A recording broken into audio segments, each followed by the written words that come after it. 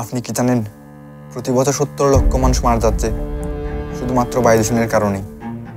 অসুস্থ হয়ে পড়ছে হাজার হাজার মানুষ, অথচ আমরা চাইলে এটি পরিবর্তন করতে পারি।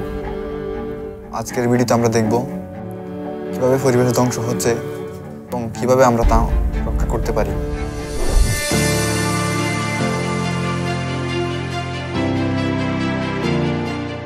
আমরা যে পরিবেশে বসবাস করছি সেটি ধীরে ধীরে দূষিত হয়ে পড়ছে, কিন্তু কিভাবে? মূলত 4টি কারণ: বায়ু দূষণ, পানি দূষণ, বন উজাড় এবং প্লাস্টিক দূষণ। বাংলাদেশের পরিবেশ আজ কতটা বিপজ্জনক, চলুন জেনে নেওয়া যাক কিছু গুরুত্বপূর্ণ তথ্য।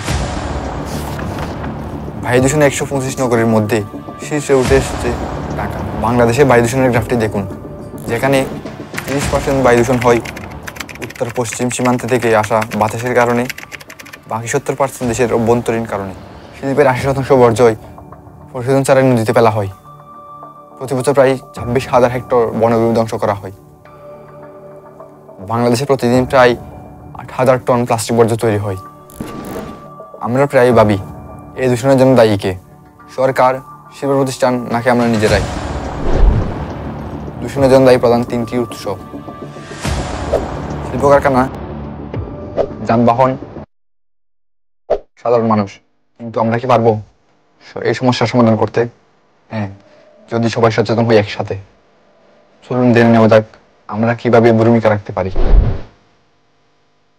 যানবাহনের কার্বন নিয়ন্ত্রণ, সবুজায়ন বৃদ্ধি, কলকারখানা বর্জ্য ফেলা নিয়ে যথাযথ আইন প্রয়োগ, বেশি বেশি গাছ লাগানো এবং সরকারি নজরদারি বৃদ্ধি।